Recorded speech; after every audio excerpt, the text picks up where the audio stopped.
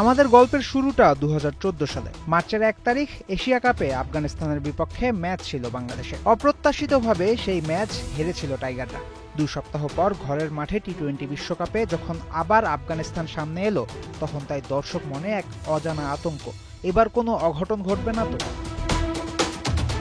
দৃশ্যপটে আগমন সাকিব আল হাসানের। 16 মার্চের সেই ম্যাচের আগে সাকিব সেদিন ড্রেসিং রুমে ঘোষণা দিলেন, কলার খোসা সরাসরি ঝুড়িতে পড়লে আফগানিস্তান অল আউট হবে 40-এর ঘরে, আর খোসা সরাসরি ঝুড়িতে না পড়লে 80-র মধ্যেই গুটিয়ে যাবে ওরা। সেদিন আফগানিস্তান কত রানে অল আউট হয়েছিল জানেন? 72 রানে। বাংলাদেশ জিতেছিল 9 উইকেটে। সাকিব কোনো জাদু জানতেন না, কিন্তু এমন সাহসী বক্তব্য দিতে পেরেছিলেন কারণ তিনি আত্মবিশ্বাসী ছিলেন নিজেকে নিয়ে, বাংলাদেশ দলকে নিয়ে। আফগানিস্তান একটা পুঁচকে দল, তাদের খুব বেশি পাত্তা দেওয়ার কোনো প্রয়োজন নেই, এটাই ছিল সাকিবের মেসেজ। কিন্তু 1 দশক পর এখন যখন বাংলাদেশ আফগানিস্তান দুই দলের দিকে তাকাবেন, তখন কি আপনি নিজে আত্মবিশ্বাসী হতে পারবেন? বাংলাদেশ দলের কোনো খেলোয়াড়ও কি এখন সাহস নিয়ে বলতে পারে আফগানিস্তান কোনো ব্যাপার না, ওদের দেখে নেওয়া যাবে? সম্ভবত না।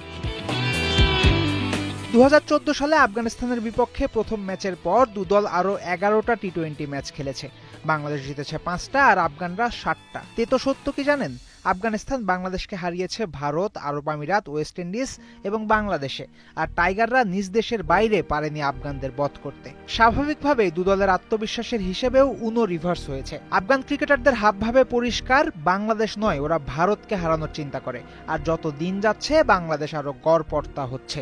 বাংলাদেশ দলের আত্মসম্মানের 12টা বাজিয়ে আফগানদের কোচও মজা নিতে ছাড়েনি ম্যাচের আগে। আর সত্যিই তো, আফগানিস্তান স্কোয়াডের গভীরতা বাংলাদেশের চেয়ে অনেক বেশি। মুজিবুর রহমান, আল্লাহ মোহাম্মদ গাজানফার, নূর আহমেদ, রশিদ খান, এদের যে কেউই প্রতিপক্ষ ব্যাটিং লাইন আপকে ধসিয়ে দিতে পারে।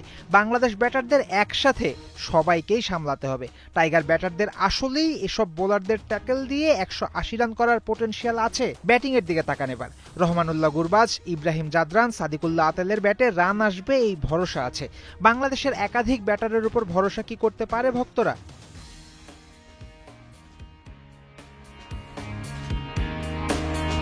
মাত্র 10 বছরের ব্যবধানে বাংলাদেশ কিভাবে পিছিয়ে গেল আফগানদের চেয়ে, কেন আফগানদের দেখে ভীত হতে হয়, সেসব হিসাবের সময় এখন অন্তত নয়, বরং মেনে নিতে হবে আমাদের সর্বনাশ হয়ে গেছে। এরপরও টুর্নামেন্টে অস্তিত্ব ধরে রাখতে মঙ্গলবার আফগানিস্তানকে হারাতেই হবে।